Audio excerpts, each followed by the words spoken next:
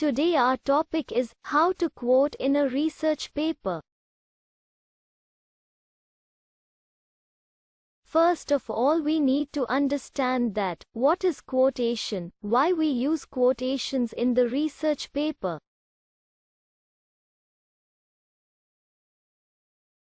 What is quotation? Quotation is the repetition of a sentence, phrases or passage of text someone has said or written. In other words, we can say that quotation and paraphrasing are two ways in which you can introduce a source in your research. Why we use quotations in research paper? A research paper can be made stronger through the use of quotations. You may use quotes when you need to cite a key piece of primary source material, strengthen your argument through another writer's work, or highlight a term of art. 4 methods of involving quotations. First, using different types of quotes. Understand how to use dropped quotes. Dropped quotes are partial phrases taken from the middle of a piece of text. Dropped quotes are comprised of only a few words and give no information about the speaker. These must always be introduced within a sentence, and cannot comprise a complete sentence on their own. Understand how to use full sentence quotes. As the name implies, full sentence quotes are created by quoting complete sentences that take up less than 4 lines.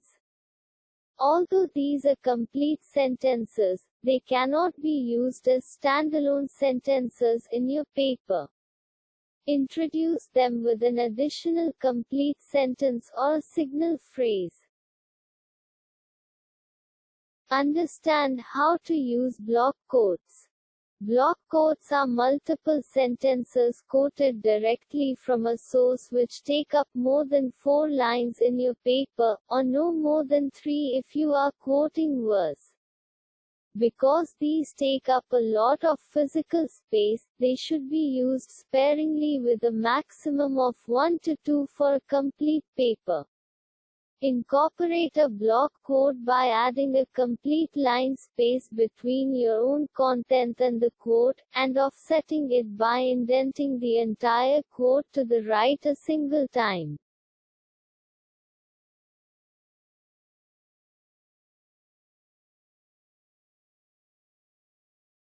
Understand how to use indirect quotes.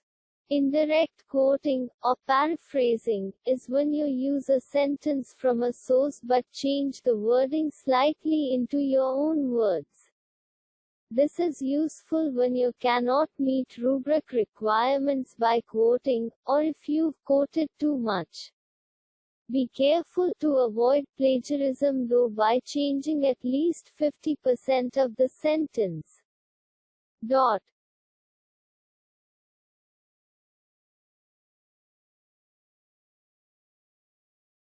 Method 2.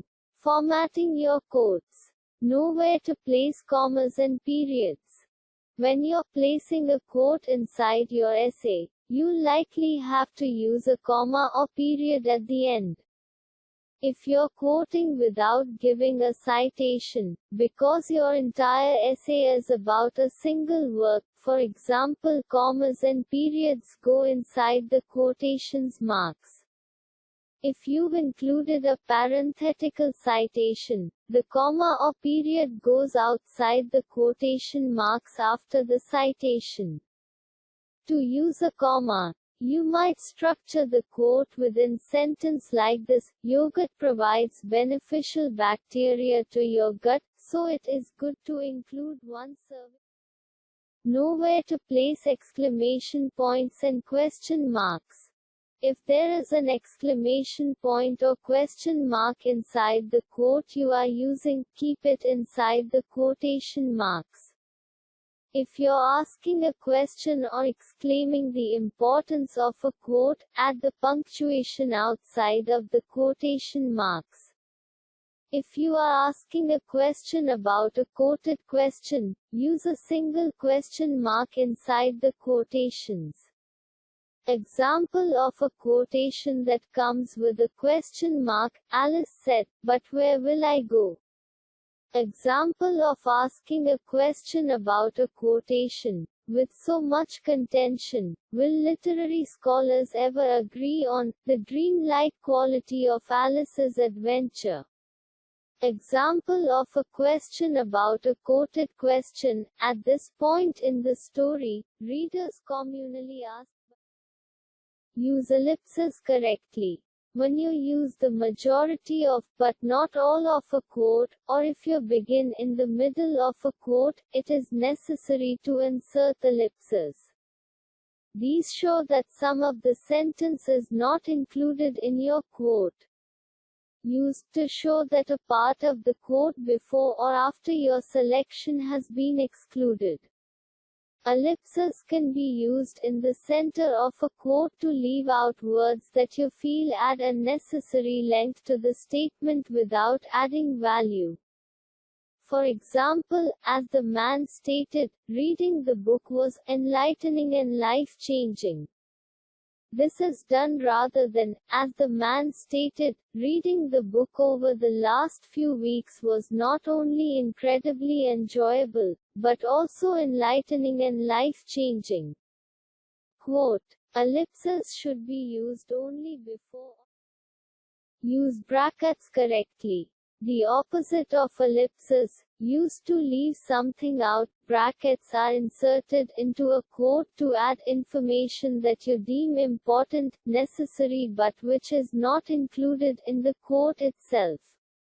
You can include brackets in a quote to give a few words, typically the name of a person or place that the quote is focusing on, to help the reader understand the context. For example, impact of compensation and training on employees' performance, Aisha Mushtaq 2019. Use colons and semicolons correctly. If you are using a colon or semicolon after a quote, or there is a colon or semicolon at the end of your selection which you are quoting, place the punctuation mark outside of the quotation marks. Copy the quote exactly.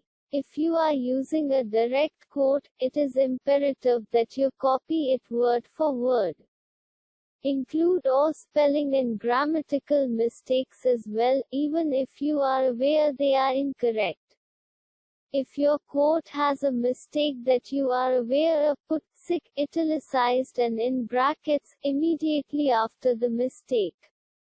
This signifies that you are aware that there is a mistake in the quote, and that it is not a mistake on your part.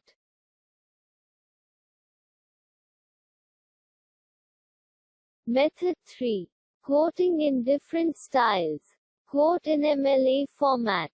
When citing in MLA format, your in-text citation should include the author's name and the page number that the information is from. You can include these together in a parenthetical citation, or you can mention one in your writing and the other in a parenthetical citation.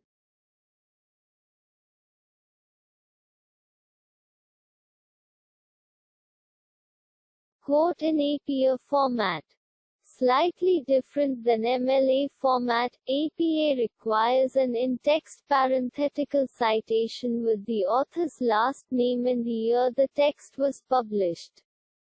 They must be included together in the parentheses, or you can mention the name of the author in your writing and put just the year in parentheses afterwards.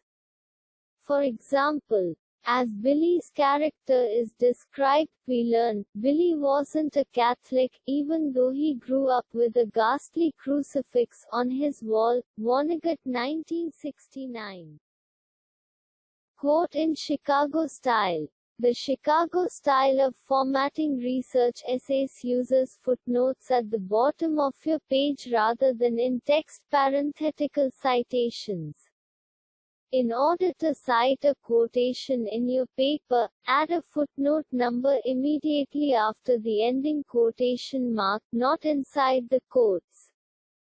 This should be paired with a matching citation at the bottom of the page.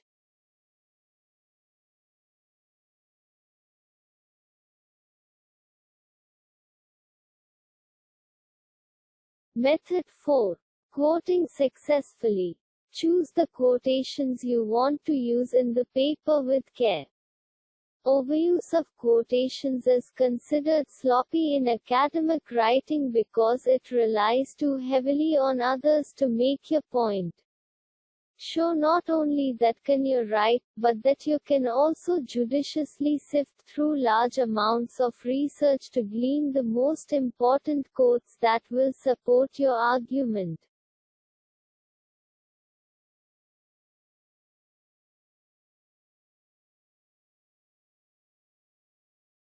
Use quotes to highlight a specific phrase.